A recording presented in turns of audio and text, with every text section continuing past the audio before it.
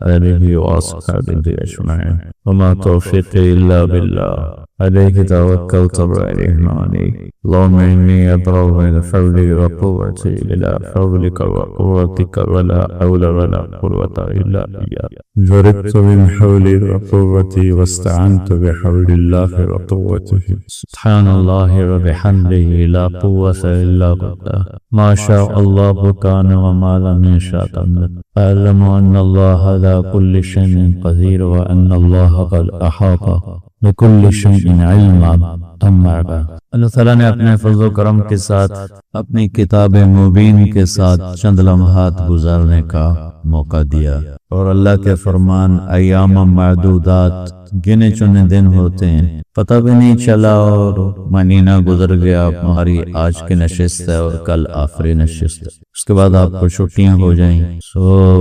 وہ ایک شعر ہے، روئے گل سیر نہ دیدم کے بہار آخر شد، فارسی اب تو میں آتی نہیں تو میں کیا سناؤں۔ صد ہے در چشم زدن رسم بہار آخر شد، جشن بہار آخر شد، روئے گل سیر نہ دیدم کے بہار آخر شد۔ آئے افسوس کہ ایک پل میں بہار گزر گئی، ابھی تو پھول کی آنکھ ترس رہی تھی دیکھنے کو کہ خزاں آ گئے، یہ اس کا مفہوم بنتا ہے۔ اب 24 دن 24واں دن ہی ہے، کل 25واں دن ہے، اور اتنے تھوڑے وقت میں اتنا جو ہوا ہے اللہ کے فضل شکر احسان سے ہوا ہے۔ اس میں سے جو چیزیں زندگی بناتی ہیں ان کو صرف لے کے بتانے کی کوشش کی ہے، واقعات، حالات، حکایات، ایام اللہ، آلاء اللہ، وہ ساری چیزیں ایک راستہ بتاتی ہیں، لیکن سارے قرآن کو ان چند دنوں میں ویسے ہی طالب علم بھی ناقص سا ہوں تو عالم ہونا تو کبھی میں نے سوچا ہی نہیں ہے۔ تو ابھی ہم نے کل 13ویں پارے سے کچھ باتیں کی تھیں، 17 پارے ابھی پڑھے ہوئے ہیں، تو کوئی ایسا جادو منتر تو ہے نہیں کہ یوں ہوگا اور یوں ہوگا اور سارے 17 پارے گزر جائیں گے۔ پھر چند چیزیں اس میں سے جو مناسب مجھے نظر آئی، میں یہاں کے آپ کے استاد جی سے کرتا ہوں مذاکرہ پہ کیا کہنا ہے، تو وہ کچھ بتا دیتے ہیں۔ مولانا زبیر صاحب تو یہ تو اپنے استادوں کو تم مولا کہتے ہو اور علی کو مولا کہتے ہو، ڈرتے ہو۔ مولانا زبیر، مولا نے کہا مولانا شاہد کو بھی مولانا، تو سب کو مولا مولا کہتے ہو، ساتھ نہ ہمارے مولا ہمارے مولا ہمارے مولا، مولانا زکریا، مولانا مدنی، مولانا تھانوی، مولانا قاری طیب، مولانا یوسف بنوری، مولانا مفتی شفیع، سارے سب کو تم نے مولا بنایا۔ چلو یہ سورہ بنی اسرائیل کی چند آیات ہیں، یہ سارے اخلاق اور معاشرت پر وَقَضَىٰ رَبُّكَ أَلَّا تَعْبُدُوا إِلَّا إِيَّاهُ، پہلے بھی یہ بات آ چکی ہے وصایا ثلاث میں، کہ اللہ اپنے لیے جو مطالبہ کر رہا ہے، جہاں والدین کا اور اللہ کا مطالبہ کٹھا آتا ہے تو اللہ اپنا مطالبہ مختصر کر دیتا ہے، مختصر ایک جملہ۔ اب یہاں بھی اللہ والدین کی عظمت بتانا چاہتا ہے تو اپنا مطالبہ وَقَضَىٰ رَبُّكَ أَلَّا تَعْبُدُوا إِلَّا إِيَّاهُ، کہ اللہ نے یہ فیصلہ کیا ہے کہ تم صرف اللہ کی بندگی کرو۔ وَإِذَا سَأَلْتَ فَاسْأَلِ اللَّهَ، جب مانگنا ہو اللہ سے مانگ۔ وَإِذَا اسْتَعَنْتَ، جب مدد کے لیے پکارنا ہو تو فَاسْتَعِن بِاللَّهِ، تو اللہ کو پکار۔ اور باقی جو فرائض اللہ نے بتائے ہیں عبادات، وہ اللہ نے فرمایا کہ إِلَّا إِيَّاهُ۔ ہم ہاسٹل پڑھتے تھے سینٹرل ماڈل اسکول لاہور، ایک ہمارے ناظم دارالاقامہ آپ کی زبان میں اور اسکول کی زبان میں وارڈن، ہاسٹل کے وارڈن طالب حسین صاحب رحمۃ اللہ، وہ ہمارے وارڈن وہ نمازی تھے، ان سے جو پہلے تھے وہ ایک آدھ نماز پڑھتے تھے، لہذا وہ طلبہ کو بھی نہیں کہتے۔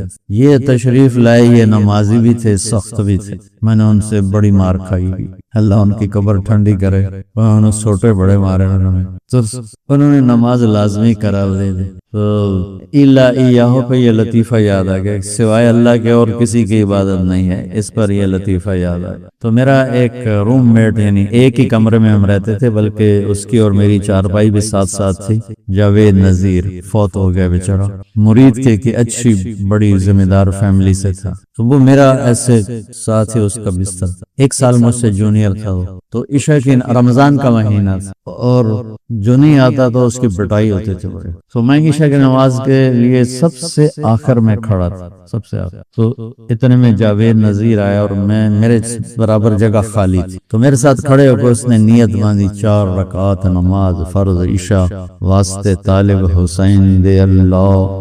اچھا اب میں نماز پڑھ رہا ہوں، ٹھیک ہے، میں نماز فرض میں کہتا ہوں وہ ایک ہی کیتا ہی نماز میں کہتا ہوں، وہ مجھے کہتا ہے میں اللہ دی تا پڑھدا نہیں پیا، طالب حسین دی پڑھدا پیا، اور میں بھی طالب حسین کی پڑھ رہا تھا، لیکن میں نے اتنا آگے جا کے نہیں کہا واسطے طالب حسین، میں نے کہا واسطے اللہ تعالی، اور ہماری نماز میں یہ گفتگو ہو رہی ہے، وہ کہہ رہا میں کوئی اللہ دی پڑھدا پیا، میں طالب حسین دی پڑھ رہا ہوں، میں کہا کی تو چنگا کام کیتا ہے، نماز ہی شروع ہو گئی، اب میں نماز میں خود شروع، اور پھر ہم نے باقاعدہ صحیح سلام پھیرا امام صاحب کے ساتھ، ہم نے سلام پھیرا، تراویح ہوتی تھی تو میں وہ شکل دکھا کے حاضری لگوا کے اب تراویح شروع ہوئی، میں کھسک کے کمرے میں آ گیا اور میں کہا ہوں طالب صاحب سے ڈاؤں، وہ مجھ سے بڑی خار کھاتے تھے کیونکہ میں شرارتی بہت تھا، تو وہ میرے اوپر ہمیشہ کڑی نظر رکھتے تھے اور میری خدمت بھی بہت کی انہوں نے میں بڑے پریم سے رضائی اوپر لے کے گنگنا رہا تھا، ایک دم منا کے رضائی کو اٹھا سوری دیا، انہوں نے کی گاڑی سے سوری دیا، جو مارنا شروع کیا، ٹھا ٹھا ٹھا، چل اب میرا وضو بھی نہیں ہے، میں جا کے چنگا پھر میں ہی بے وضو پڑھنا ہے، اللہ اکبر۔ تو میرا رب کہتا ہے بندگی صرف اللہ کی ہے۔ اس کے بعد اللہ نے والدین کے حق کو کیا خوبصورت بیان کیا ہے، سب سے زیادہ یہاں خوبصورت کر کے بیان کیا، وبالوالدین احسانا، احسان کی بات پہلے ہو چکی ہے کہ والدین کی خدمت کا وہ مقام جس سے آگے کوئی مقام نہ ہو، وہاں تک، اس لیے ایک حدیث میں آتا ہے کہ اولاد ماں باپ کی خدمت کا حق ادا ہی نہیں کر سکتا۔ ایک آدمی نے عبداللہ بن عمر سے پوچھا کہ میں نے اپنی ماں کو کندھے پہ بٹھا کے سارا حج کرایا پیدل، تو میں نے اپنی ماں کا حق ادا کر دیا؟ تو انہوں نے فرمایا ولا زفرۃ واحدہ، کہ تیری ماں نے تجھے پالتے ہوئے جو تھک تھک کے لمبے سانس، اس کو زفرہ کہتے ہیں، آواز کے ساتھ سانس لینا، ابھی ایک سانس کا حق بھی ادا نہیں ہو۔ اس کا مطلب یہ نہیں کوئی ایک اور حج کروائے گا تو ایک سانس کا حق ادا ہو جائے گا، یہ کہنے کا مطلب تھا کہ یہ حق ادا ہو نہیں سکتا۔ ایک شخص نے اپنی ماں کو ایران کا صوبہ خراسان، کچھ افغانستان میں کچھ ایران، یہاں سے کندھے پر پیدل گیا، ماں کو کندھے پہ بٹھا کر پیدل مکے پہنچا، حج کروا کے عبید اللہ بن عمیر رحمت اللہ علیہ سے پوچھنے لگا کہ میں نے ماں کو خراسان سے اٹھایا اور آ کر یہاں میں نے ان کو طواف کروایا، حج کروایا، تو کیا میں نے ماں کا حق ادا کر دیا؟ تو انہوں نے فرمایا ولا طلقۃ واحدہ۔ طلقہ کسے کہتے ہیں؟ لہر کو، جو درد کی لہر آتی ہے بچہ پیدا ہوتے ہوئے عورت کے اندر، جو درد ان لہروں سے بچہ حرکت کرتا ہے باہر آتا، وہ درد اتنا شدید ہوتا ہے کہ عورتوں کی چیخیں نکلتی ہیں، اور وہ بعض کا 2 گھنٹے وہ دردیں چلتی ہیں، کئیوں کو پورا دن چلتی ہیں، کئیوں کو 2 دن چلتی ہیں، مختلف ہیں حالات کے لحاظ سے۔ تو وہ جو ایک درد آ کے تھوڑا وقفہ آتا ہے، اس درد کو طلقہ عربی میں کہتے ہیں۔ تو وہ انہوں نے فرمایا کہ ابھی اس ایک درد کی لہر کا حق بھی ادا نہیں ہوا۔ تو کیا مطلب ہے کہ وہ دوسرا پیدل کراتا تو ایک لہر کا ہو جاتا؟ یہ ناممکن کے ساتھ جوڑ کر، جس کو تعلیق بالمحال کہتے ہیں، کہ یہ والدین کا حق ادا ہو نہیں سکتا۔ ایک حدیث مجھے یاد آ رہی کہ آپ نے فرمایا کہ والد کے حق ادا کرنے کی ایک ہی شکل ہے کہ اسے غلام دیکھے تو خرید کے آزاد کر دے۔ اس میں بھی یہ اشارہ ہے کہ یہ حق ادا ہو ہی نہیں سکتا، چونکہ جو بھی اپنے باپ کو خریدے گا وہ خود بخود آزاد ہو جائے گا۔ تو وہ شرط لگائی جو ہو ہی نہیں سکتی، تو جب شرط نہیں ہو سکتی تو مشروط بھی نہیں ہو سکتا، نہ نومن تیل جلے گا، نہ رادھا ناچے گی۔ تو یہ جب شرط نہیں ہے تو مشروط نہیں، جب وہ اپنے باپ کو آزاد کر ہی نہیں سکتا، خریدے گا تو خود ہی آزاد ہو جائے گا، تو لہٰذا باپ کا ماں کا حق ادا ہو ہی نہیں سکتا۔ لہذا جتنا اپنے آپ کو کھپا سکتے ہو کھپا لو۔ اما یبلغن عندک الکبر احدہما او کلاہما، اور خاص طور پر بڑھاپے کی عمر میں زیادہ محتاجی ہوتی اور زیادہ ماں باپ کو ضرورت ہوتی ہے، تو اللہ نے خاص طور پر اس عمر کا ذکر کر کے فرمایا کہ اما یبلغن عندک الکبر احدہما، او کلاہما، جب یہ بڑھاپے میں آ جائیں دونوں تیرے زندہ ہوں بڑی برکت ہے، ایک زندہ ہوں تو بھی بڑی برکت ہے، تو فلا تقل لهما اف ولا تنهرهما وقل لهما قولا کریما۔ کیا خوبصورت نصیحت کہ اپنے ماں باپ کیا ہو گیا بعض اوقات چڑھ کے بچہ کہتا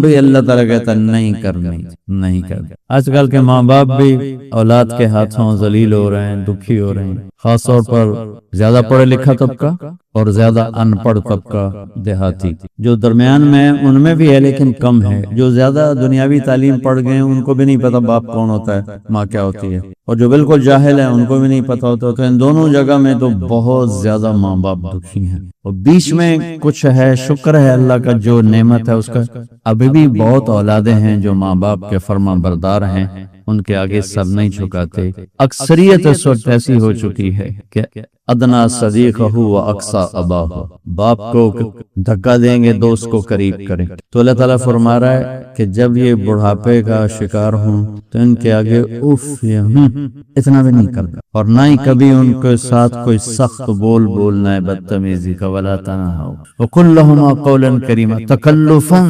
محبت کا بول، نرمی کا بول، آسان لہجے میں ان کے ساتھ بات کرو، کہ کئی بعض اوقات لہجہ بھی، وہ علقمہ کی والدہ کو کیا گلا تھا بیٹے سے کہ میرا بیٹا نافرمان نہیں ہے، یہ اللہ کا بھی فرمان بردار ہے اور میرا بھی کوئی ایسا گستاخ نہیں ہے، بس جب بات کرتا ہے تو اتنے سخت لہجے میں کرتا ہے کہ میرا کلیجہ کٹ گیا ہے، اس لیے میں اس سے ناراض ہوں۔ لہجے کی کاٹ آدمی کو مار دیتی ہے۔ وَاخْفِضْ لَهُمَا جَنَاحَ الذُّلِّ مِنَ الرَّحْمَةِ وَقُلْ رَبِّ ارْحَمْهُمَا كَمَا رَبَّيَانِي صَغِيرًا۔ ذل کمزوری، پستی، جناح پر، یہ عربی محاورہ ہے جناح الذل، اور میں پہلے بھی شاید کبھی آپ لوگوں نے مجھ سے سنا ہو، اس آیت کو میں کسی تفسیر سے نہیں سمجھا ہوں۔ اپنے ماں باپ کے آگے ذلت کے پر بچھا دے، ذلت کے اپنے کمزور پر بچھا دے۔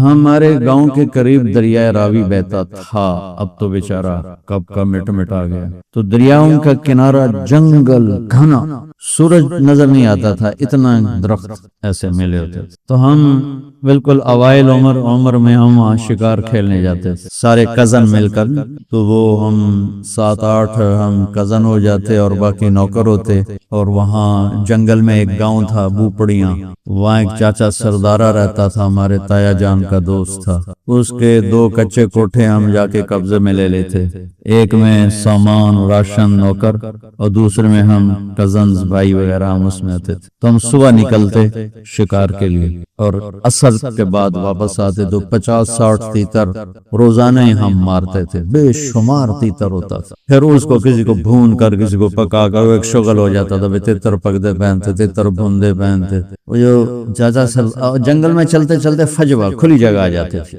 بالکل پلین، کچھ بھی نہیں وہاں، جیسے مطلب یہ ہال ہے نا، اتنی جگہ بالکل کھلی، اور دائیں بائیں اسی طرح گھنا جنگل، تو وہ جگہ ہوتی تھی شکار کی۔ چاچا سردارہ جو تھا برون، وہ تیتری کی آواز نکال لیتا تھا، تو مادہ تے مذکر تھا، مردہ ہی مردہ، مادہ تے نار نے تو جانا ہی جانا۔ تو وہ چاچا وہ جھاڑیاں لے کر نا، جھاڑیوں کے وہ ٹہنیاں کاٹ کے کافی ساری، تو وہ میدان میں تھوڑا سا پیچھے ہو کے بیٹھ کے، جھاڑیوں کے پیچھے بیٹھ کے تیتری کی آواز نکالتا،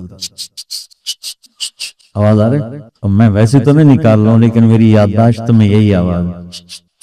اس کا ترجمہ مولانا شاہد ہی کریں گے کیونکہ بڑے علامہ ہیں، تو مشکلات اور معضلات میں یہی سب کی رہنمائی فرماتے ہیں۔ تو اس آواز پر نہ ایسے تیتر مست ہو کے نکلتے تھے، وہ ایسے جگہ بھر جاتی تھی۔ تو ہمارے پاس وہ بندوقیں ہوتی تھیں، کارتوس چھوٹا چھرا ہوتا تھا، تو ہم فائر مارتے تھے، ٹھا ٹھا ٹھا ٹھا ٹھا ٹھا، وہ اندھا فائر ہوتا تھا، تو کسی گول جس کی زندگی باقی ہوتی تھی اس کو نہیں لگتا تھا، وہ اڑ جاتا تھا، اور جنہوں نے ہمارے مقدر میں ہونا تھا ان کو لگ جاتی تھی، تو وہ یوں اوپر جا کے نیچے گرتے تھے۔ کسی کو بہت زور کا لگا تو وہیں گر جاتا، اور کسی کو ایسے سینے میں دل میں ایسا نہیں لگا، دائیں بائیں لگا تو تھوڑا اڑتا اور پھر گرتا، اور گر کے اس کے پر یوں ہو جاتے اور سر اس کا یوں ہو جاتا تھا، ایک طرف ٹانگیں ہو جاتی، ایک طرف اس کا سر ہو جاتا، ایک طرف اس کے بازو ہو جاتے، اس کے پر۔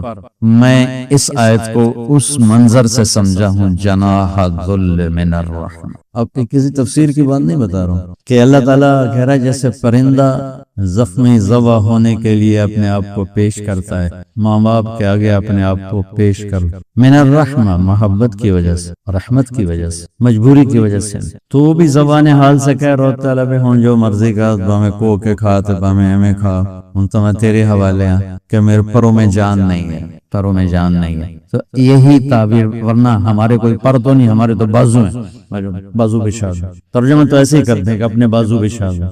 بازو بچھانا بھی محاورہ ہے، مطلب ہے کہ ان کے سامنے پوری طرح جھک جاؤ اور پھر ان کو وَقُلْ رَبِّ ارْحَمْهُمَا كَمَا رَبَّيَانِي صَغِيرًا، یا اللہ انہوں نے جیسے مجھے پالا بچپن میں تو ان پر رحم فرما۔ ابو ہریرہ رضی اللہ عنہ روزانہ صبح جب گھر سے نکلتے تو اپنی ماں کو کہتے السلام علیک یا اماں رحمک اللہ کما ربیتنی صغیرا، اور آگے وہ کہ ورحمک اللہ یا بنی کما بررتنی کبیرا، وہ آگے یہ کہتے ورحمک اللہ یا بنی کما بررتنی کبیرا۔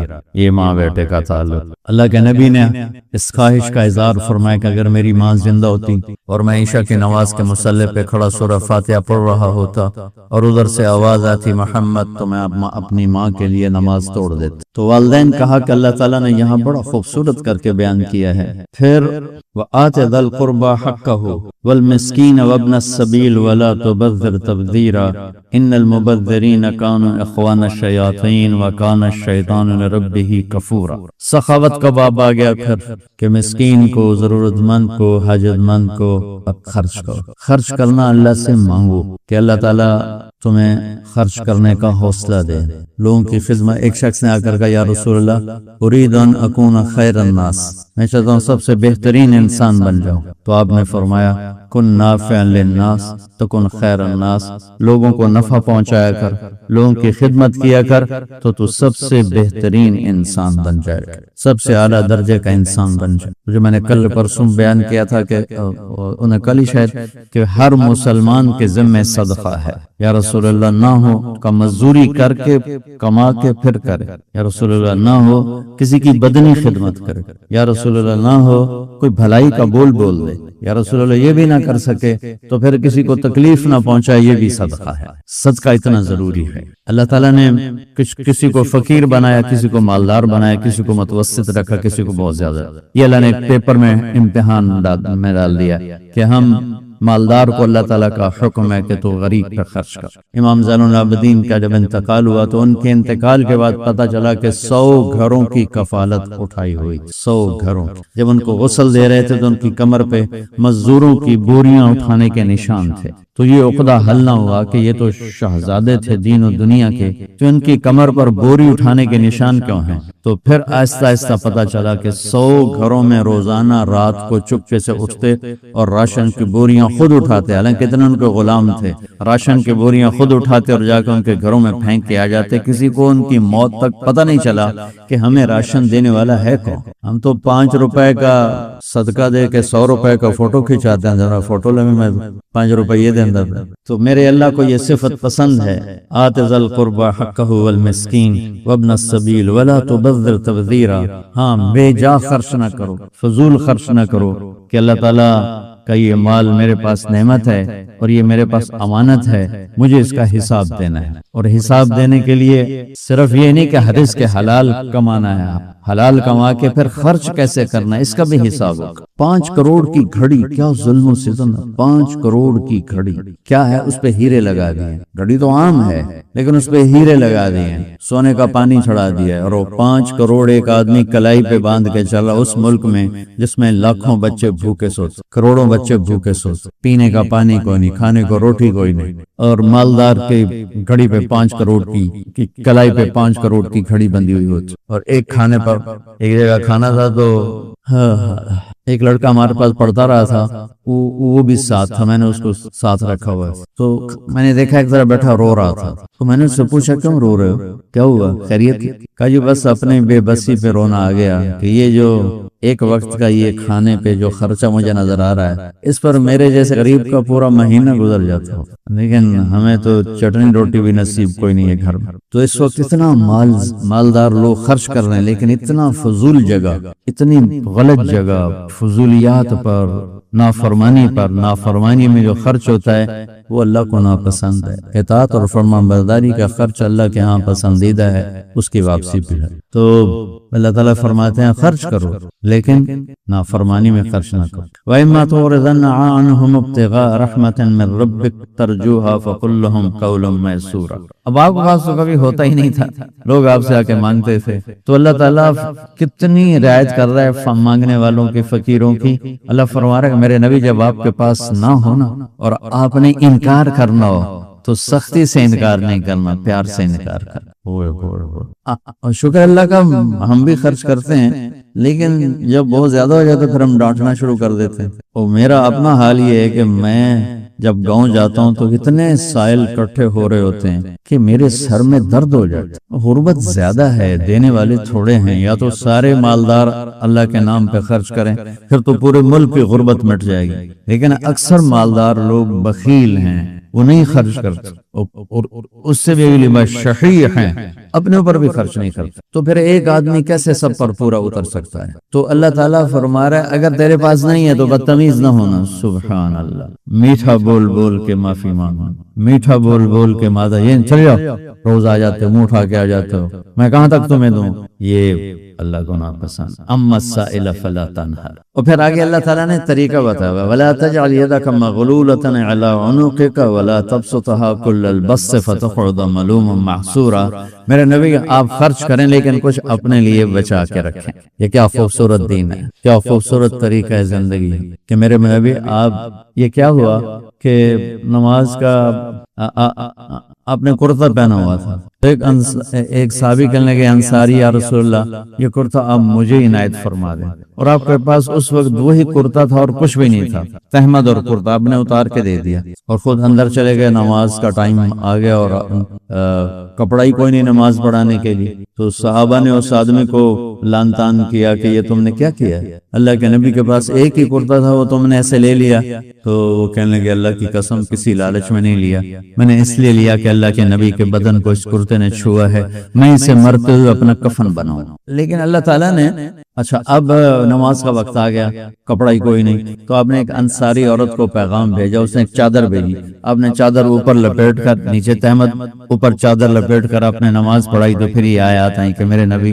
آپ خرچ بھی کریں اور کچھ روک کر بھی رکھیں، خرچ بھی کریں کچھ روک کر بھی رکھیں۔ اچھا ایک اور بڑا تصور پایا جاتا ہے کہ اپنے بچوں پر، بیوی پر خرچ کرنے کو لوگ اللہ کے راستے کا خرچ نہیں سمجھتے، حالانکہ فَبْدَأْ بِمَنْ تَعُولُ، جو جن پر خرچ کرنا میرے ذمے ہے ان پہ خرچ سب سے زیادہ اجر ہے اور سب سے زیادہ اس کا ثواب ہے، اور اپنے بیوی بچوں پر خرچ کرنا بھی صدقہ ہے اور سب سے اعلیٰ درجے کا صدقہ۔ چند دن پہلے میں نے حدیث سنائی تھی، آپ نے فرمایا کہ میں تمہیں سب سے بڑے درجے کا صدقہ بتاؤں، ان کا یہ کیا کہ جس کی بیٹی کو طلاق ہو جائے جو اس پہ خرچ کرے گا وہ سب سے بڑا صدقہ ہے، کیونکہ جب بچی واپس آ جاتے ہیں تو بھائی بھی کہتے ہیں کہ مصیبت ہے ساڑھے سر پہ آ گئی، حتیٰ کہ ماں باپ تنگ پڑ جاتے ہیں کہ ہم اس لیے تو وہ بچیوں پہ ظلم کرتے ہیں، نہیں گزارا کر، نہیں گزارا کر، نہیں گزارا کر، وہ روز مار کھاتی ہے، روز ذلیل ہوتی ہے، اور ماں باپ میں اتنی ہمت نہیں کہ طلاق لے لیں اور اس کی جان بچا لیں۔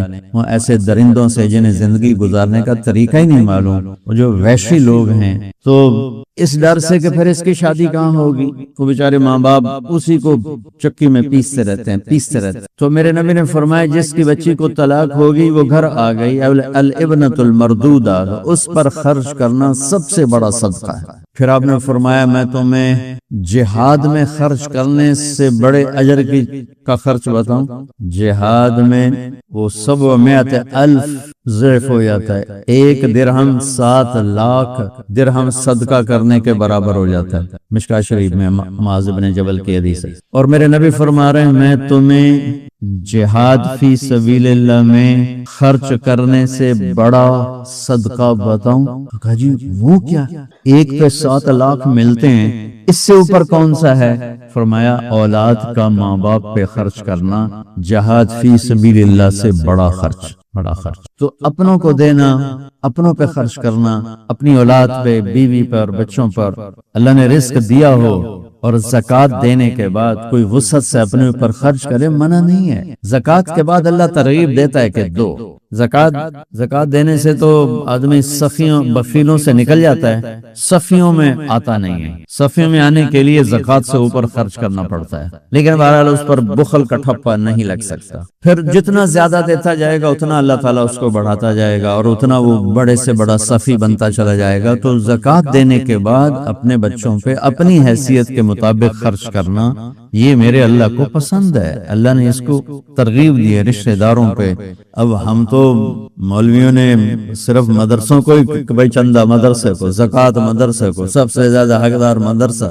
اچھا میں اپنے پاؤں پہ کلاڑی مار رہا ہوں پر تمہیں صحیح کہہ رہا ہوں، بتانے لگا ہوں۔ سب سے حقدار غریب رشتہ دار ہے، مدرسہ نہیں۔ سب سے زیادہ میرے زکوٰۃ کا حقدار میرا غریب رشتہ دار ہے۔ مدارس بھی ہیں لیکن یہ بہت بعد میں آتے ہیں۔ مدارس کے لیے امت کے ذمہ ہے کہ انہیں زکوٰۃ پہ نہ چلائے، انہیں ہدایہ پہ چلائے، انہیں ہدیہ پہ چلائے۔ لیکن پیسہ بخیلوں کے پاس ہے، وہ زکوٰۃ نہیں دیتے، ہدیے کتوں دیں؟ میری جو کوئی میرے من سے پوچھے تو میں کہتا ہوں مدرسوں کو زکوٰۃ نہیں دینی چاہیے، لوگوں کو مدرسوں کو ہدیہ دینا چاہیے۔ اور ہدیے کے پیسے سے میں جب سائیوال دورے کے لیے آئے ہم تو مولانا منیر احمد صاحب ہمارے استاد تھے مسلم شریف، پہلا سبق انہوں نے پڑھایا کہ دیکھو بچوں، ایک تو استغفار کی کثرت رکھو کہ ہم تمہیں زکوٰۃ کھلاتے، اور زکوٰۃ مال کا میل کچیل ہوتا ہے۔ میل کچیل کوئی کھاتا ہے؟ کوئی نہیں کھاتا۔ گلا سڑا کوئی کھاتا ہے؟ کوئی نہیں کھاتا۔ یا تمہیں زکوٰۃ کھلائی جاتی۔ اور پھر زکوٰۃ دینے والوں میں اکثریت وہ لوگ ہیں جن کے کاروبار پورے ٹھیک نہیں ہیں، گڑبڑ ہیں، کچھ غلط ہے، کچھ اس میں ملاوٹ ہے۔ بہرحال جو رزق حلال کمانے والے بھی نہ ہونے کے برابر ہے۔ تو جو تو یہاں رہ کر اپنی روٹی پکا سکتے ہیں وہ اپنا کھانا بنائیں، مدرسے کی روٹی نہ کھائیں، اور جو مدرسے کی روٹی کے علاوہ نہیں کھا سکتے تو وہ استغفار کی کثرت کریں۔ یہ ہمارے استاد جی نے پہلا سبق۔ میں اگلے جو میرا گاؤں قریب تھا ساہیوال کے، تو میں اگلے جمعے گیا، وہاں سے باورچی لے کر آیا، سامان لے کر آیا۔ سارا سال ہم نے اپنا پکایا، اپنا کھایا، اور ایک آدھ دن کے لیے باورچی جب چھٹی جاتا تو ہم مدرسے سے جو کھانا لیتے تو اس کے پیسے جمع کراتے۔ میری ذاتی رائے یہ ہے کہ مالداروں کو مدارس چلانے چاہیے ہدایہ سے، اور زکوٰۃ غریب کا حق ہے، مسکین کا حق ہے، بیواؤں کا حق ہے، مریضوں کا حق ہے، جوان بچیاں جن غریبوں کی بیٹھی ہوئی اور ان کی شادی نہیں کر پا رہی، یہ ان کا حق ہے۔ جو لا علاج مریض اور لا علاج مرضوں کا شکار ہیں، یہ ان کا حق ہے۔ جن کے گھروں کی چھت کوئی نہیں، ان کو چھت بنا کے دینا، یہ ان لوگوں کا حق ہے۔ اس میں اپنے زیادہ حقدار ہیں، اور پھر ایسے اقرب فل اقرب، اس کے بعد بچ جائے تو پھر مدارس کو بھی دو۔ لیکن مدارس کے لیے اصل میں ہمارے اہل مدارس نے ہمت ہی نہیں کی، وہ بھی اسی پر چلو ٹھیک ہے زکوٰۃ ہی لے لو۔ اگر یہ تھوڑی ہمت کرتے تو اللہ تعالیٰ ہدایہ کے دروازے کھول دیتا۔ اس لیے میں اللہ سے مانگتا ہوں کہ اللہ تعالیٰ مجھے کوئی ایسا راستہ سجھا دے کہ جتنے میرے پاس 7-8 مدرسے ہیں یہ بغیر زکوٰۃ کے چلیں، یا لوگوں کے ہدایہ ہو، یا مجھے اتنی کمائی دے کہ میں یہ سارے کا سارا نظام اپنے ذاتی پیسے سے چلاؤں، میں اس میں لوگوں کی زکوٰۃ خرچ نہ کروں۔ تو خرچ کرنے میں اللہ تعالیٰ نے فرمایا کہ درمیانہ روی سے چلیں میرے محبوب۔ اور پھر اللہ نے کہا وَلَا تَقْتُلُوا أَوْلَادَكُمْ خَشْيَةَ إِمْلَاقٍ نَحْنُ نَرْزُقُهُمْ وَإِيَّاكُمْ إِنَّ قَتْلَهُمْ كَانَ خِطْئًا كَبِيرًا۔ پھر وہی بات آ گئی، یہ بات پہلے ذکر ہو چکی ہے، دوبارہ تھوڑا سا اشارہ کر دیتے ہیں۔ عرب اپنی بچیاں دفن کر دیتے تھے تو اللہ تعالیٰ نے فرمایا کہ یہ نہ کرو۔ یہاں ہے خشیت املاک، کہ خود بھوکے نہیں ہیں، وہاں تھا من املاک، خود بھوکے تھے تو ڈر رہے تھے وہ روٹی ایسی نہیں کھا سکتے، بچہ کے تو کھاوے گا۔ اللہ نے ان کو پہلے کہا تمہیں بھی دوں گا، اس کو بھی دوں۔ یہاں ہے خشیت املاک، کہ ڈر ہے کہ بچے کے آنے سے خرچ بڑھ جائے گا، تو اللہ کہتا تم فکر نہ کرو، جو آنے والا ہے اس کو بھی دوں گا، تمہیں بھی دوں گا، لیکن وہ اپنے بچوں کو ذبح نہ کرو۔ کسی بھی قوم کی بہت بڑی چیز ہوتی ہے آبادی کی کثرت۔ آبادی کی کثرت مصیبت نہیں ہے، رحمت ہے۔ ہمیں رہنے کا طریقہ نہیں آتا۔ 2 کروڑ اور 80 لاکھ کی آبادی کا شہر ہے جاپان۔ یعنی پورا ایک ملک ہے اور ایک تنکا کہیں نظر نہیں آتا. ہمارے 280 لوگ رہتے ہیں اور گند ڈھیر چڑھ جاتے ہیں. سندھ میں جا کے دیکھو کیا کوئی سندھی بیٹھے ہوئے ان سے پوچھو, ان کے تو ناک ہی بند ہیں. گلیاں گندی, سڑکیں گندی, غلاظت ادھر ادھر. میں شہزاد کوٹ ہماری جماعت ٹھہری تھی, میں صبح نکلتا تھا سیر کے لیے تو میں نے دیکھا گندگی کے ڈھیر پر وہ ذبح کر رہے تھے کسائی جانور, گندگی کے ڈھیر پر جانور ذبح. جس نبی نے کہا النظافت من الایمان, جس نبی نے کہا الطہور شطر الایمان, اس صفائی آدھا ایمان ہے, طہارت آدھا ایمان ہے, نظافت ایمان کا حصہ ہے. اس قدر گندی زندگی گزارتے. وہ سناتے ہیں نا جواد وسیم صاحب کے, وہ ایک جج پہلوان تھا بیچارہ فوت ہی ہو گیا, تو وہ حیدرآباد وہاں پہلے تو لطیفہ ہوا اعلان پر, تو اس کو امیر نے کہا کہ آج آپ نے اعلان کرنا ہے, ان کا کر دیں گے. تو انہوں نے کہا مذاکرہ کرنا. مذاکرہ کیا ہوتا ہے, بڑی بڑی کشتیاں کی ہیں تو مذاکرہ کیا ہے, اعلان کر دیں گے. تو وہ جس ساتھی کے ذمہ لگا اس نے بڑا کوشش کی, اعلان کرنا تھا گشت کا. سلام پھیرا تو پھر اس نے اشارہ کہ پلوان جب اعلان کرو. اچھا کھڑا ہو گیا. حضرات ایک جڑوڑی اعلان سنیے, آج مغرب کی نماز عشاء کے بعد ہوگی. تو وہ بیان کر رہا تھا, تو بیان میں شروع ہو گیا, بھائی میں نے بڑے بڑے شہر دیکھے, بڑے بڑے گاؤں دیکھے, پڑا دڑا بوا جیسا گندا شہر میں نے نہیں دیکھے. امیر پاس بیٹھا تھا, اس نے پاؤں پہ نا تھوڑا سا چٹکی کاٹی. امیر صاحب جھوٹ بولوں سچ کہہ رہے ہوں. یعنی ہمیں خود بھی سلیقہ نہیں ہے کہ ہم صاف رہیں. یہ تو ہمارے پورے کلچر میں گندگی ہے. 2.80 کروڑ کی آبادی کے شہر میں تنکا نہیں, شاپر نظر نہیں آتا, کوئی ڈھیر گندگی کا نظر. کراچی اس وقت غلاظت کا مطلب الفاظ لفظ نہیں میرے پاس. لوگوں میں اتنا شعور نہیں بھی, اگر حکومت کا نکمی ہے اور حکومت بددیانت ہے تو یہ نہیں کہ عملہ نہیں, حکومت بددیانت, کارندے بددیانت ہیں. تو اپنی امداد باہمی کے ذریعے سے محلے والے پیسے جمع کر کے کسی کے ذریعے سے اٹھوا کے اتنی بے حسی, اتنی بے حسی. آبادی مسئلہ نہیں ہے. اگر آبادی مسئلہ ہوتی تو ٹوکیو گندگی کا گڑھ ہوتا اور ایک چوری کی واردات پورے شہر میں ایک چوری نہیں ہوتی. تو ہم اخلاقی طور پر پستی کا شکار ہو چکے ہیں. نہ ہمیں دین پہ چلنا آتا ہے, نہ ہمیں دنیا پہ چلنا آتا ہے. دنیا میں بھی ہم کھوٹے ہیں اور دین میں بھی ہم کھوٹے. 3 کروڑ کی آبادی کے شہر میں چوری نہ ہو, لڑائی نہ ہو, جھگڑا نہ ہو. تو آبادی مسئلہ نہیں ہے. اللہ تعالیٰ یہاں اس میں اشارہ کر رہا ہے, آبادی کی وجہ سے بھوک نہیں آتی ہے. بھوک آتی ہے سود کی وجہ سے, سٹے کی وجہ سے, جوئے کی وجہ سے, ہیرا پھیری کی وجہ سے, 2 نمبری کی وجہ سے, کھوٹ ملاوٹ کی وجہ سے, ذخیرہ اندوزی کی وجہ سے. یہ اسباب ہیں جس سے بھوک آتی ہے. یہ نہیں کہ پاکستان کی آبادی 22 کروڑ ہو گئی تو اب یہ روٹی کہاں سے کھائیں. 40 کروڑ کی ہو جائے, اللہ رزق دے گا. پاکستان کی زمین پوری دنیا کو غلہ دے سکتا. پاکستان کو اللہ نے ایسی زمین دی ہے زرعی کہ پوری دنیا کو یہ غلہ تقسیم کر سکتے ہیں. 20 کروڑ دی تو گلی کوئی نہیں. صرف بددیانت حکمران ہیں, خائن تاجر ہیں, بددیانت تاجر ہیں, اور انہیں سارے بازاروں پر قبضہ کیا ہوا ہے, جس سے تجارت ہے ہی نہیں. تجارت چند ہاتھوں میں ہے, جو سٹے باز ہیں, جو جوئے باز ہیں, ان کے ہاتھوں میں تجارت, جو سود خور ہیں, جو بڑے بڑے بینکوں کے مالک ہیں, یہ ساری تباہی پھیلا رہے ہیں. پھر اللہ تعالیٰ نے فرمایا لا تقربوا الزنا انه كان فاحشة وساء سبيلا, کہ زنا کے قریب نہ جاؤ. پھر یہاں قریب کا لفظ آیا. قریب سے مراد ہے وہ اسباب جس سے یہ گناہ وجود میں آتا ہے, اس کے قریب نہ جاؤ. وہ کیا ہے؟ وہ مرد عورت کا کھلم کھلا میل ملاپ ہے, وہ عورت کی بے پردگی ہے, وہ عورت کا مختصر لباس ہے, وہ عورت کا ننگا پن ہے جو اس گناہ کو پروموٹ کرتا ہے, اس گناہ کو وہ بڑھاتا ہے. سب سے زیادہ جو یہ بدکاری ہوتی ہے یورپین ملکوں میں اور امریکہ میں, سب سے زیادہ عورتیں قتل ہوتی, اور سب سے زیادہ وہاں زنا بالجبر ہوتا ہے.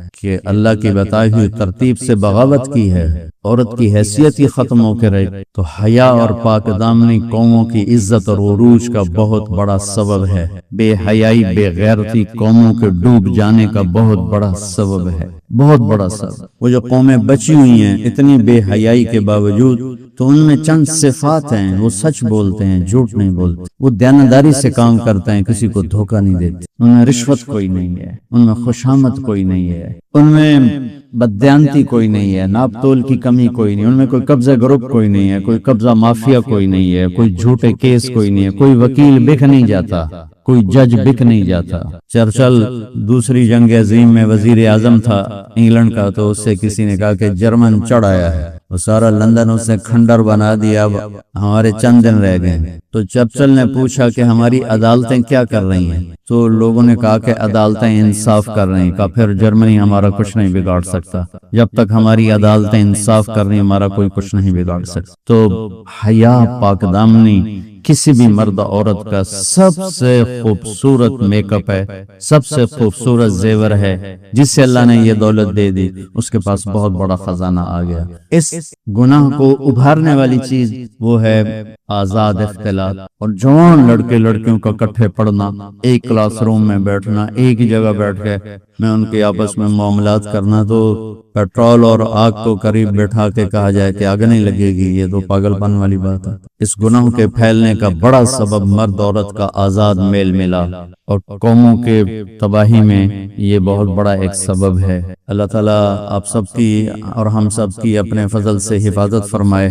جب تک سانس میں سانس باقی، ہر گناہ میں گر جانے کا خطرہ موجود۔ کبھی یہ دعویٰ نہ کرنا یہ تو میں کر ہی نہیں سکتا، یہ تو مجھ سے ہو ہی نہیں سکتا، یہ تو ممکن ہی نہیں کہ میں کروں، یہ دعویٰ کبھی نہیں کرنا۔ اس کے بعد سورہ کہف ہے، میں سارا بیان نہیں کیا، تھوڑا سا کر دیا ہے، تھوڑا سا آگے بتانا چاہتا ہوں۔ سورہ کہف آتی ہے، سورہ کہف کے بارے میں آتا ہے کہ جو ہر جمعے پڑھے گا دجال کے فتنے سے محفوظ رہے گا۔ تو میں نے اپنی بساط کے مطابق تو دیکھا کہ کیا وجہ ہے اس کے پڑھنے سے آدمی محفوظ رہے گا، اور کئیوں سے پوچھا بھی صحیح تو مجھے اس کا جواب نہیں ملا کہ اس صورت میں کیا ہے۔ سورہ طٰہٰ جو پڑھے گا وہ دجال سے محفوظ رہے گا، طٰہٰ کے بارے میں کیوں نہیں کہا، سورۃ مریم کے بارے میں کیوں نہیں کہا، عنکبوت کے بارے میں کیوں نہیں کہا۔ اور مضامین قرآن تو سارے متشابہ اور مثانیہ بار بار آ رہے ہیں، تو سورہ کہف کی کیا خصوصیت ہے کہ اس کا پڑھنے والا دجال کے فتنے سے محفوظ رہے؟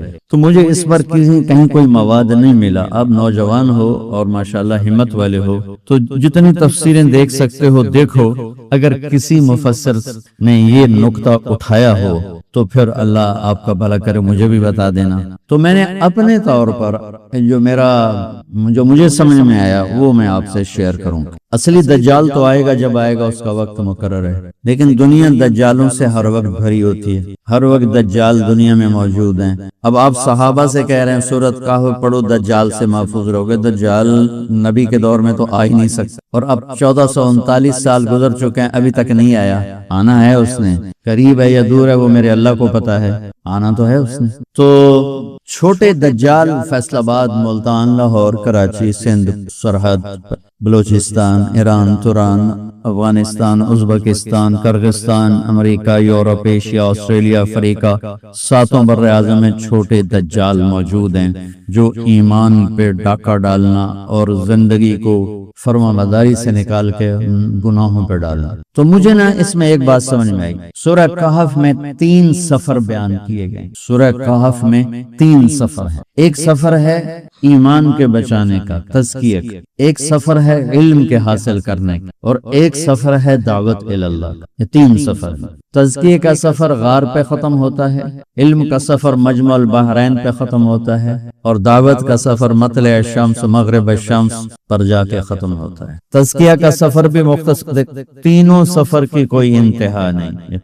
تزکیے کی کوئی انتہا نہیں، مرتے دم تک انسان تزکیے کا محتاج ہوتا ہے، علم کی کوئی انتہا نہیں ہے، اللہ کی صفت ہے لامحدود ہے، دعوت کی کوئی انتہا نہیں ہے، 7 بر اعظم پڑے ہیں، جتنا بھی جاؤ گے میدان ہی میدان ہے۔ لیکن اللہ نے ان تینوں سفروں میں تزکیے کا سفر چھوٹا، علم کا سفر اس سے بڑا، اور دعوت کا سفر اس سے بھی بڑا۔ تو میں انہیں اس سے یہ نتیجہ نکالا کہ جو اپنے تزکیہ مطلب اپنی اصلاح، تزکیہ کا آسان مطلب یہ ہے کہ گناہوں سے بچنے کی طاقت پیدا ہو جائے اور نیکی پر چلنے کا شوق پیدا ہو جائے، تو اس کو تزکیہ، گناہوں سے بچنے کی مت ہو اور اس کی نفرت ہو، اور نیکی پر چلنے کا شوق ہو اور چلتا ہو، تو یہ تزکیہ ہے۔ تو جو تزکیے کا سفر کرتا رہے گا، اہل اللہ کی صحبت، نیک بندوں کی صحبت، کونوا اتقوا اللہ وکونوا مع الصادقین، یا ایھا الذین آمنوا اتقوا اللہ وکونوا مع الصادقین۔ اللہ کے نیک بندوں کی صحبت، نیک اچھی کتاب کی صحبت، تم آپس میں صحیح چلو، یہ بھی ایک شیخ کامل کی صحبت ہے۔ تو اب وہ ملتے ہی نہیں ہیں ایسے لوگ، آئے و شاک گئے وعدہ فردہ لے کر، اب انہیں ڈھونڈ چراغ رخ زیبا لے کر، لوگ ملتے ہیں۔ میرے والد صاحب رحمۃ اللہ علیہ شروع میں پرویزی تھے، ہم چھوٹے چھوٹے تھے، بہت مقرر تھے اور بڑے ادیب اور شاعری اور فارسی اور اردو کی شاعری پہ کمال، اور مسلم لیگ کے پریزیڈنٹ ملتان میں 1944 میں قائد اعظم رحمت والد صاحب نے ان کے اسٹیٹ سیکرٹری کے فرائض انجام دی تھی اور تقریر کی تھی۔ تو وہ اپنے اس لائن کے اتنے بڑے آدمی تھے، تو ذاتی مطالعہ کرتے کرتے پرویزی ہو گئے، منکر حدیث ہو۔ ہم بہت چھوٹے تھے، اس کی گونج اب بھی تھوڑی تھوڑی کانوں میں سنائی دیتی ہے، لیکن ہمارے ہوش میں آنے سے پہلے اللہ نے ان کو ہوش دے دیا۔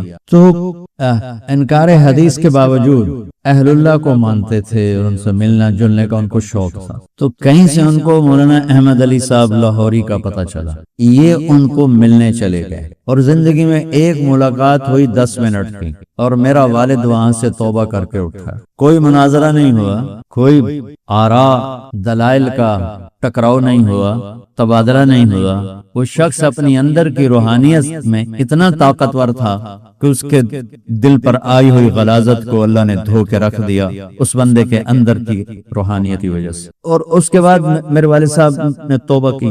یہ میں نے اپنے باپ سے کئی دفعہ واقعہ سنا، میں تو سب 61 کی بات، میں تو بہت چھوٹا سا تھا، 61 میں ان کا انتقال بھی ہو گیا۔ پھر وہ بعد میں بیعت ہوئے مولانا عبید اللہ انور صاحب رحمۃ اللہ علیہ سے، اور مجھے جب لاہور داخل کیا تو مجھے بھی ان کا بیعت کرا دیا، مجھے تو پتہ نہیں تھا بیعت کیا ہوتی ہے، پیر کیا ہوتا ہے۔ تو جب لاہور آتے مجھے لے کے چلے جاتے، اب میں پریشان ہوتا، میں ان کی دفاع دیتا۔ تو میری کوشش ہوتی تھی کہ میں کوئی ایسی گڑبڑ کروں کہ میرا والد کا دفع ہو جائے تاکہ میری جان چھوٹے۔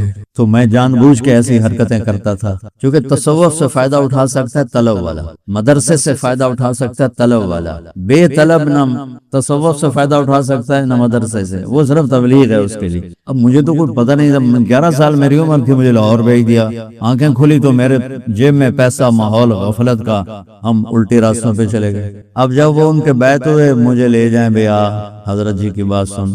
اچھا اب میں کیا کرتا کہ میرا باپ مجھے کہے دفع ہو جا، اور میں کہوں جی بڑی مہربانی میں جا، سارے بیٹھے ہوئے، اب میں نے پینٹ شرٹ پہنی ہوئی ہے، اب میں سوچتا ہوں میں نیچے کیسے بیٹھوں، میری تو کریز خراب ہو جائے گی، میں سب کے سامنے کرسی پہ بیٹھ کر ٹانگ پہ ٹانگ کر کے بیٹھ جاتا، اور میرا والد اب مجھے آنکھوں سے دیکھ کے نیچے بٹھانا چاہتا ہے۔ اب مجھے پتہ لگ گیا کہ آنکھیں میری طرف غضبناک ہیں، تو میں یوں ہو کے بیٹھ جاتا۔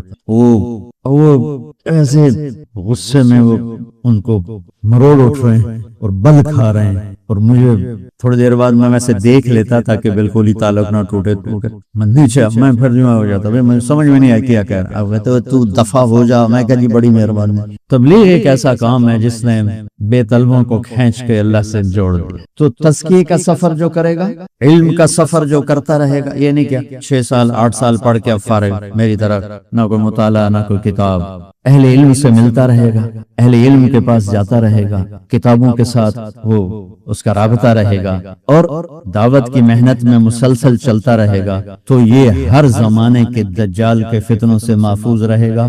اور جب بڑا دجال آئے گا تو جو لوگ اس وقت ہوں گے، اگر یہ 3 کام کوئی کر رہا ہوگا تو اس کے فتنہ سے محفوظ ہوگا۔ یہ میری ایک سوچ ہے، واللہ اعلم۔ تو انہم فتیۃ آمنوا بربہم وزدناہم ہدی وربطنا علی قلوبہم، چند نوجوان تھے یہ، ایک تو جگہ ہے وہاں عمان اردن میں حسابقہ، ایک جگہ ہے ترکی میں ترسوس، میں نے دونوں جگہ دیکھی، تو مجھے اردن والی جگہ میں مشابہت نظر نہیں آئی جو قرآن بتاتا ہے۔ جب ہم ترسوس گئے کوئی 5 سال پہلے، تو ہم آگے جا رہے تھے، تو ہمارے ساتھ جو رہبر تھے ترک، ان کا یہاں وہ اصحاب کہف، ہمیں کہا گاڑی موڑو، تو وہاں گئے تو وہ غار، وہ دہانہ، اس سارے کا سارا قرآن سے مطابقت کھا رہا تھا۔ تو لوگ نکلے ایمان بچانے کے لیے، اللہ نے صلح دیا، 300 سال سوئے رہے. وزاد التسع کی ایک تفسیر میں نے پڑھی تھی جو مجھے بڑی اچھی لگی، مولانا مناظر حسن گیلانی صاحب کی، کہ وزاد التسع ہے کہ اٹھنے کے 9 برس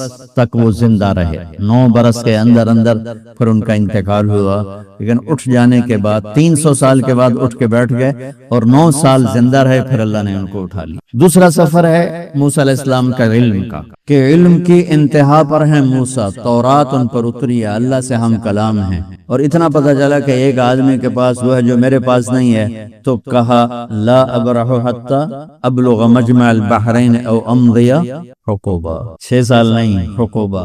حقوب کم سے کم 80 سال کو کہتے ہیں، اور وہ جمع کا لفظ ہے حقوب، حقب نہیں، حقوب، حقوبا.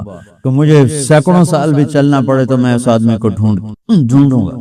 فلما جاوز قال لفتاه آتنا غداءنا لقد لقينا من سفرنا هذا نصبا. وہ اللہ تعالیٰ نے مچھلی کہا تھا بھون کے ساتھ لے جا، جہاں زندہ ہو کے پانی میں اترے گی وہاں تیری منزل ہے. جب وہ 24 گھنٹے آگے گزر گئے تو پھر یوشع سے کہا بھوک لگی ہو، مچھی تو لے آ. ارأیت اذ اوینا الی الصخرۃ فانی نسیت الحوت وما انسانیہ الا الشیطان ان اذکرہ واتخذ سبیلہ فی البحر عجبا. وہ تو وہیں زندہ ہو کے پانی میں چلے گی کہ تیرا بھلا ہو جائے. ذالک ما کنا نبغی، اگر وہیں تو ہم نے جانا تھا.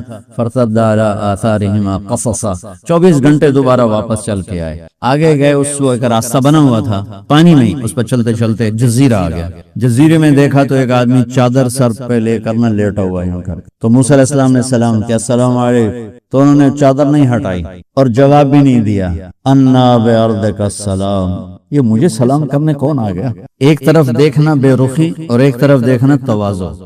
اندازہ کرنا کہ طالب علم کسے کہتے ہیں. میں کہتا رہتا ہوں جو رائمنڈ میں جیسے میں نے پڑھا، اگر ایسا ایک ہفتہ تو میں پڑھاؤں تو انشاءاللہ میں اور مولوی زبیر بیٹھے ہوں گے، باقی کوئی بھی نہیں ہو، سب بھاگ جائیں گے. تو آپ کتنے بڑے خضر علیہ السلام نبی ہیں تکوینی امور کے، ٹھیک ہے، اور موسیٰ کلیم، اولو العزم رسل، نوح، ابراہیم، موسیٰ، عیسیٰ. وہ کہتے ہیں السلام علیکم، وہ کپڑا بھی نہیں اتارتا. انا بارضک السلام، کون آ گیا مینوں سلام کرن؟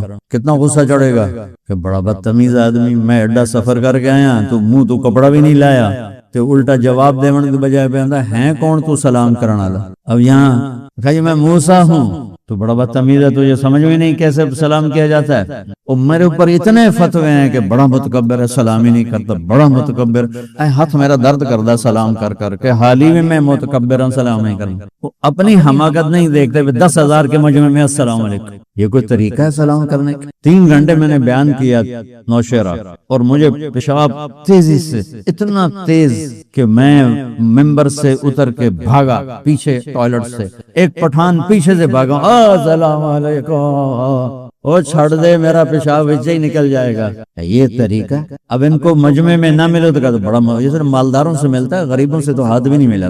میں سارا دن غریبوں سے ملتا. سلیم صافی نے کہا آپ صرف مالداروں سے ملتے ہیں، غریبوں سے نہیں ملتے. میں نے کہا جب میں ملتا ہوں ان سے تو آپ کے کیمرے آن ہوتے ہیں، جب میں ریڈی والے سے ملتا ہوں کیمرہ لاؤ گے وہاں؟ تمہارا کیمرہ بھی وہیں آئے گا جہاں سعید انور ہوگا، جنید جمشید ہوگا، انضمام ہوگا. تو میں تو سارا دن غریبوں سے ملتا ہوں، لیکن وہ کیمرے میں نہیں آتے. اور یہ بڑے لوگ سے ملاقات کرو وہ کیمرے میں آ جاتے ہیں، تو میں کون سا ان سے کوئی روٹی مانگنے جاتا ہوں. طلب موسیٰ اور بے نیازی خضر، یہ تمہیں تھوڑا میں ہائی لائٹ کر کے بتانا چاہتا ہوں کہ یہ ذلت برداشت کر کے علم حاصل کیا جاتا ہے، تواضع اور پستی سے علم حاصل کیا جاتا ہے. تم اپنی انانیت میں رکھو گے اپنے آپ کو تو محروم ہو جاؤ گے، پڑھ لکھ کے بھی کچھ پلے نہیں پڑے گا. جب انہوں نے کہا میں موسیٰ، تو انہوں نے پوچھا کون موسیٰ؟ ابھی کپڑا نہیں اتارا. کون موسیٰ؟ کہا جو موسیٰ بنی اسرائیل والا. اچھا، پھر یوں کپڑا ہٹایا. کیا کرنے آئے ہو؟ ابھی تک رویہ اور روکھا پن ایسا تھا کہ موسیٰ علیہ السلام کہتے با میں جا رہا ہوں، کوئی کمی کوئی نہیں. آگے موسیٰ کی تواضع، هل اتبعک، هل اتبعک علی ان تعلمنی. یا کو بھی مٹا دیا، اپنے آپ کو بے حیثیت. علی ان تعلم، هل اتبعک تعلمنی مما علمت رشدا. هل اتبعک علی ان، علی کیا ہے؟ مطالبہ کوئی نہیں ہے کسی قسم کا. بھائی حسنین میں آگے روٹی بھی کھواؤ، کتاباں بھی دیو، تو ایسے بھی لاؤ، تاں سی پڑھنا ہے شہزادیاں نے. علی ان تعلمنی، نی نہیں، نے اپنی ذات کو زیرو کر دیا، صفر کر دیا. مما علمت رشدا، ایک ایک لفظ میں کیا تواضع ٹپک رہی ہے اور کیا عاجزی دکھا رہے ہیں. آگے اتنی بے رخی آئے گی، انک لن تستطیع معی صبرا. سوچو الفاظ اور ہستی موسیٰ، ارے موسیٰ تو کہاں سیکھے گا، تیرے پاس تو صبر ہی کوئی نہیں. اتنی بڑی ہستی کو یہ کہنا، انک لن، اور تو کرو کاف ایسے چھری کی طرح، لن تستطیع ہتھوڑے کی طرح، انک لن تستطیع معی صبرا. موسیٰ تیرے بس کی بات نہیں ہے، تو صبر کر ہی نہیں سکتا. وَكَيْفَ تَصْبِرُ عَلَى مَا لَمْ تُحِطْ بِهِ خُبْرًا، جس چیز کا موسیٰ آپ کو پتہ ہی نہیں ہے تو آپ اس پہ صبر کہاں سے کرو. یہ سارے الفاظوں میں اتنا روکھا پن تھا کہ موسیٰ کہتا ہے ٹھیک ہے پھر میں جا رہے ہیں، چل بھائی یوشع چلیے آگے. هل اتبعک کی تواضع سے اگلا اور نیچے چلے گئے، ستجدنی انشاء اللہ صابرا ولا اعصی لک امرا، نکرہ تحت النفی، لا اعصی لک امرا. حضور اب دیکھیں گے میں صبر والا ہوں، حضور میں آپ کی چھوٹی سے چھوٹی بات میں بھی آپ کی نافرمانی نہیں کروں. اچھا فَإِنِ اتَّبَعْتَنِي فَلَا تَسْأَلْنِي عَنْ شَيْءٍ حَتَّى أُحْدِثَ لَكَ مِنْهُ ذِكْرًا. پھر گل سن لے، بولنا نہیں جب تک میں نہ بولنا. کہا جی حاضر. نہ روٹی پوچھی، نہ پانی پوچھا، نہ کھانا پوچھا. بھئی آپ مسافر ہو، اتنی دور سے آئے ہو اور بھوک لگے ہوئے، 24 گھنٹے پہلے بھوک لگی تھی، 24 گھنٹے بھوکے واپس آئے اور استاد جی نے پوچھا ہی نہیں روٹی کھاؤنی کہ نہیں کھاؤنی. ہم مطبخ بند کر دیں، انشاءاللہ کل تسی گھراں پہنچے ہو. فَانْطَلَقَا، یا میں ایک بات کیا کرتا ہوں کہ نبیوں کی محنت میں بیٹھنا نہیں. فَانْجَلَسَا، آؤ بیٹھو کتاب پڑھو، صفحہ نمبر 220 نکالو. نہیں، فَانْجَلَسَا نہیں ہے، فَانْطَلَقَا. نبی کی محنت نقل و حرکت ہے، بیٹھنا کوئی نہیں ہے. علم بھی ہے تو نقل و حرکت میں. فَلَوْلَا نَفَرَ من کل فرقۃ منہم طائفہ. نبی کا علم بھی نقل و حرکت میں ملتا ہے اور نبی کی دعوت بھی نقل و حرکت میں ہے. یہ تو آج کی دور کی بات ہے، بیٹھ کے پڑھانا، 8 سال ایک چار دیواری میں بیٹھ کے پڑھانا، بیٹھے بیٹھے زنگ لگ جاتا ہے، صفات مان پڑ جاتی ہے. فانطلقا، آوا پھر چلیے. ہمارا نبیوں کا کام بیٹھ کے نہیں ہوتا، چل کے ہوتا ہے. حتی اذا رکب فی السفینۃ فرقھا، اب موسیٰ علیہ السلام کو یاد نہیں رہا اور کشتی والوں نے کرایہ نہیں لیا تھا خضر علیہ السلام کو دیکھ کر، تو موسیٰ علیہ السلام کہنے لگے انہاں کرایہ نہیں لیا تو انہاں دی بیڑی بورڈ ہیں، انہاں دی کشتی توڑ دیتی. تو انک لن تستطیع معی صبرا، بہت سخت جملہ ہے. اب خضر علیہ السلام نے ایک کیل اور اس میں گاڑ دیا، الم اقل انک لن تستطیع معی صبرا. یہ بات میں اور شدت پیدا کر لی ہے، طنز پیدا کر لیا ہے. اور آگے موسیٰ علیہ السلام نے اور تواضع پیدا ہو گئی ہے، غلطی ہو گئی. لا تؤاخذنی بما نسیت ولا ترہقنی من امری عسرا. اللہ اکبر، کیا معافی مانگ رہے ہیں اتنے بڑے جلیل القدر پیغمبر ہوگا. یہ میں بھول گیا، مجھے معاف کر دیں، اتنی سختی نہ کریں، انشاءاللہ آگے بالکل ایسے نہ ہو. دیکھو بولنا نہیں. فانطلقا، آ پھر چلیے، پھر چل پڑے. یہ بیٹھنا تو آج کی بدعت ہے. نبیوں کا علم، نبیوں کی دعوت، نبیوں کا تزکیہ سب پھر پھرا کے ہوتا تھا. زمانے نے مطلب یہ نہیں کہ ہمیں اب بیٹھنا نہیں ہے، بیٹھے بغیر تو علم آ ہی نہیں سکتا. فانطلقا حتی اذا لقیا غلاما فقتلہ. اب بھولے نہیں، جب وہ لڑکا قتل ہوا تو بھولے نہیں، یاد تھا. لیکن صاحب شریعت نبی کے سامنے ایک عام آدمی کہ بچے کو مار دے. خضر بھی عام آدمی نہیں، نبی ہیں تکوینی، جو کہتے ہیں نا ولی تھے یا نبی تھے، یہ بحث چلتی ہے. تو ابن کثیر نے بڑی خوبصورت بات کی کہ ولی کے الہام پہ قتل نہیں کیا جا سکتا. کسی ولی میں یہ مرتبہ نہیں ہے کہ اس کے الہام پہ کسی کو مار دیا جائے. نبی پر وحی کے ذریعے سے یہ قدم اٹھا سکتا ہے، تو وہ وحی تھی. لیکن نبوت کا درجہ تو موسیٰ کا بڑا ہے. اب قتلت نفسا زکیۃ بغیر نفس لقد جئت شیئا نکرا. ابھی موسیٰ علیہ السلام کے لہجے میں بھی ذرا شدت تھی، تو خضر علیہ السلام نے شدت اور بڑھا دی، ایک کیل اور گاڑ دیا. انک لن تستطیع معی صبرا، الم اقل انک لن تستطیع معی صبرا. اب سنو، الم اقل لک، اب سمجھ میں لکا کیا ہے. الم اقل لک انک لن تستطیع معی صبرا. وہ لکا نے کام دکھایا. کان سألتک عن شیء بعدها فلا تصاحبنی قد بلغت من لدنی عذرا. اچھا استاد جی، اب آگے اگر میں کوئی بولوں تو پھر آپ بے شک مجھے ساتھ نہ رکھنا. چلو بھائی، فانطلقا، پھر چل پڑے.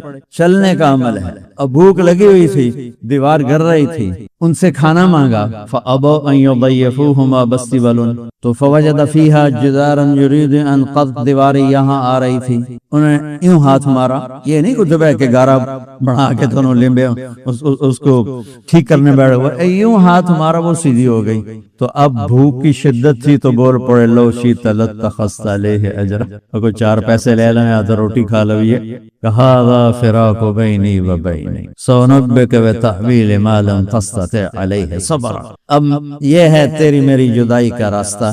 میرے نبی نے کہا کاش موسیٰ علیہ السلام اور صبر کر لیتے تو میں پتہ نہیں کیا کیا باتیں سننے کو دیکھنے کو ملتی۔ تو وہ تو ایک بول کی وجہ سے اللہ تعالیٰ نے یہ سارا سفر کروایا۔ اللہ سے مانگنا، کبھی کوئی بڑا بول زبان پہ نہ آ جائے تو فوراً اللہ سے توبہ کرو، معافی مانگ۔ موسیٰ علیہ السلام کے اس بات پر یا موسیٰ آپ سے بھی بڑا کوئی علم والا ہے تو فرمایا لا ادری، مجھے نہیں پتا۔ اس میں ایک شائبہ سا تھا، انبیاء تو معصوم ہوتے ہیں، پاک ہوتے ہیں، ایک تھوڑا سا ٹچ لگتا ہے کہ موسیٰ یہ نہیں کہنا چاہیے تھا، تمہیں کہنا چاہیے کہ اللہ بہتر جان، یہ کیوں کہا میں نہیں جانتا، لہذا ایک بندہ جس کو میں نے دیا ہے جاؤ اس کے پاس۔ تو جب وہ جدائی ہو گئی اور موسیٰ اور خضر علیہ السلام نے سارے سبب بتائے تو پھر خضر علیہ السلام نے چلنے سے پہلے کہا موسیٰ ایک بات تو بتا، میرے اوپر تو نے اعتراض کیا کہ میں نے کشتی توڑ دی لوگوں کو ڈبونے کے لیے، تیری ماں نے تجھے صندوق میں ڈال کے دریا میں ڈالا تھا، تجھے ڈبونے کے لیے تھا۔ تو موسیٰ علیہ السلام ان کا منہ دیکھنے لگے، کہنے کہ وہ بھی اللہ کا امر تھا، یہ بھی اللہ کا امر تھا، تو نے کہا میں نے بچہ بے گناہ مار دیا، تو نے مصری نہیں مار دیا تھا؟ فَوَكَزَهُ مُوسَى فَقَضَى عَلَيْهِ تو نے مصری مار دیتا، وہ بھی اللہ کا امر تھا، یہ بھی اللہ کا امر ہے، تو نے مجھے تانا دیا کہ میں نے دیوار سیدھی کر دی، اجرت نہیں لی، تو نے لڑکیوں کی بکریوں کو دودھ پانی نہیں پلا دیا تھا، فَسَقَىٰ لَهُمَا ثُمَّ تَوَلَّىٰ إِلَى الظِّلِّ تو نے نہیں مفت میں ان کی بکریوں کو پانی پلا دیا تھا، تو نے کیوں نہ اجرت لی؟ جیسے وہ اللہ کی مشیت، یہ بھی اللہ کی مشیت۔ تزکیے کا سفر زندگی بھر چلتا رہے، علم کا سفر زندگی بھر چلتا رہے، سیکھو مرتے دم تک سیکھو۔ احمد بن حنبل رحمۃ اللہ علیہ دوڑے جا رہے تھے کس محدث، وہ محدث جو ان کی عمر زندگی میں پیدا ہوا ہے اور ان کی زندگی میں پروان چڑھ کے انہی کے شاگردوں سے سیکھ کے آگے بیٹھا ہوا درس حدیث، تو بھاگے جا رہے قلم دوات۔ تو ایک شخص نے پوچھا تم وقت کے امام بن گئے ہو، کب تک بھاگتے رہو گے؟ کہ قبر تک بھاگتا رہو، جب تک موت نہیں آتی میں بھاگتا رہوں۔ میں تمہیں بتاؤں میری زندگی کا بہت بڑا دکھ ہے کہ میرا مطالعہ چھوٹ گیا ہے، بہت بڑا دکھ، میں آنسوؤں سے روتا ہوں، آنسوؤں سے، کبھی کبھی کتابوں کی الماری سے چمٹ کے رونے لگ جاتا ہوں کہ یا اللہ میرے سر درد نے، لوگوں کی ٹائم بے ٹائم ملاقاتوں نے، سفروں نے مجھے کتابوں سے دور کر لیا۔ تو زندگی بھر مطالعہ نہ، مجھے مولانا سید خان صاحب فرمانے لگے مطالعہ نہ چھوڑنا، تو میں دل میں ہنس پڑا، والا یہ بھی کوئی کہنے کی چیز ہے کہ مطالعہ تو میری زندگی ہے، اس کے بغیر تو میں ایک دن نہیں گزار سکتا۔ لیکن شاید وہ صاحب فراست آگے دیکھ رہے تھے بھائی چھوٹ جائے گا، پر میں مطالعہ نہ چھوڑوں۔ آپ سب سے کہتا ہوں تیسرا سفر وہ ذوالقرنین کا دعوت کا ہے، جو میں اس آیت سے لیتا ہوں، قلنا یا ذا القرنین اما ان تعذب و اما ان تتخذ فیہم حسنا قال اما من ظلم فسوف نعذبه ثم يرد الى ربه فيعذبه عذابا نكرا واما من آمن وعمل صالحا فله جزاء الحسنى وسنقول له من امرنا يسرا۔ کہ ذوالقرنین کی فتوحات کا ذکر کرنے کا قرآن میں کیا مقصد ہے؟ وہ فتوحات نہیں تھی، وہ یہ تھا کہ وہ نکلے تھے کہ لوگوں کو ایمان میں لائیں اور لوگوں کو ایمان کی دعوت دیں۔ وہ مغرب پہنچے، وہ مشرق پہنچے، وہ سدین تک پہنچے، وہ سد سکندری انہوں نے بنائی، تو انہوں نے پوری اپنی آباد دنیا میں اللہ کے نام کو بلند کرنے کا سفر کیا۔ تو واللہ عالم یہ ٹھیک ہے، تو میرے اللہ کا کرم ہے، غلط ہے تو میری اپنی ایک کاوش ہے۔ یہ تزکیے کا سفر، علم کا سفر، تبلیغ کا سفر، یہ 3 سفر ہماری زندگی کے ختم نہیں ہونے چاہیے، کسی سفر کی انتہا نہیں، لیکن دعوت کا سفر زیادہ لمبا کر کے دکھایا، علم کا اس سے چھوٹا کر کے دکھایا، تزکیے کا اس سے چھوٹا کر کے دکھایا کہ تینوں کام بڑی محنت سے ہوتے ہیں، لیکن جہاں زیادہ محنت پڑتی اس کو لمبا کر کے دکھایا، جہاں اس سے کم ہے اس کو اس سے چھوٹا دکھایا، جہاں اس سے کم ہے اس سے چھوٹا کر کے دکھایا۔ تو شاید اگر آپ کے جی میں، خیر یہ تو میری بات ہے، لیکن آپ لوگ تفاسیر میں ڈھونڈنا کہیں آپ کو ملے کہ کس وجہ سے میرے نبی نے فرمایا کہ سورہ کہف کا پڑھنے والا دجال کے فتنے سے محفوظ رہے۔ تو وقت کافی ہو گیا ہے، آپ کی چھٹیاں بھی اب قریب ہیں، تو अल्लाह ताला हमारी ये मजालिस कबूल फरमाए। अब कल की हमारी आखिरी नशिस्त होगी, उसके बाद आप घरों को जाएंगे, फिर वापस ब्याह कर इंशाल्लाह चिल्ला लगाएंगे। इंशाल्लाह सारे निकलेंगे ना अल्लाह करा। अल्लाहुम्मा लकल हम्दु कमा अंता अहलुहु फसल्लि अला मुहम्मदिन कमा अंता अहलुहु वफल बिना मा अंता अहलुहु इन्नका अहलुत तक़वा व अहलुल मग़फ़िरह। रब्बना आतिना फिद दुनिया हसनह व फिल आखिरति हसनतन व क़िना अज़ाबन नार। अल्लाहुम्मा आति नुफूसना तक़वाहा व ज़क्किहा अंत खैरु मन ज़क्काहा अंत वलियुहा व मौलाहा। अल्लाहुम्मा आति नुफूसना तक़वाहा व ज़क्किहा अंत खैरु मन ज़क्काहा अंत वलियुहा व मौलाहा। अल्लाहुम्मा इन्ना नसअलुका इल्मन नाफ़िअ व रिज़्क़न वासिअ व शिफ़ाअन मिन कुल्लि दा। अल्लाहुम्मा आतिना अल हिकमत व फ़स्लल ख़िताब। अल्लाहुम्मा फ़क़्क़िना फ़िद्दीन व अल्लिमना अत-तअवील। अल्लाहुम्मा आतिना रहमतन मिन इंदिका व अल्लिमना मिन लदुनका इल्मा। अल्लाहुम्मा आतिना रहमतन मिन इंदिका व अल्लिमना मिन लदुनका इल्मा। Rabbi ज़िदनी इल्मा, rabbi ज़िदना इल्मा। अल्लाहुम्मा जअलना मिनल्लज़ीना युजाहिदूना फ़ी सबीलिक यअमुरूना बिल-मारूफ़ व यनहूना अनिल मुनकर व ला यख़ाफ़ूना फ़िल्लाहि लौमत लाइम। अल्लाहुम्मा जअलना मिनल्लज़ीना युजाहिदूना फ़ी सबीलिक यअमुरूना बिल-मारूफ़ व यनहूना अनिल मुनकर व ला यख़ाफ़ूना फ़िल्लाहि लौमत लाइम। रब्बना आतिना फ़िद दुनिया हसनतन व फ़िल आखिरति हसनतन व क़िना अज़ाबन नार। रब्बना हब लना मिन अज़वाजिना व ज़ुर्रिय्यातिना क़ुर्रत अ'युन वजअलना लिल-मुत्तक़ीना इमामा। रब्बना ला तुज़िग़ क़ुलूबना बअद इज़ हदैतना व हब लना मिन लदुनका रहमा इन्नका अंतल वह्हाब। रब्बना अस्रिफ़ अन्ना अज़ाब जहन्नम इन्न अज़ाबहा कान गरामा। रब्बना मा ख़लक़्त हाज़ा बातिला सुब्हानका फ़क़िना अज़ाबन नार। अल्लाहुम्मा अजिरना मिनन नार, अल्लाहुम्मा अजिरना मिनन नार, अल्लाहुम्मा अजिरना मिनन नार व गौसाहु मिनन नार व गौसाहु मिनन नार व गौसाहु मिनन नार। रब्बना वजअलना मिन वरसति जन्नतिन नईम व ला तुख़ज़िना यौम युबअसून।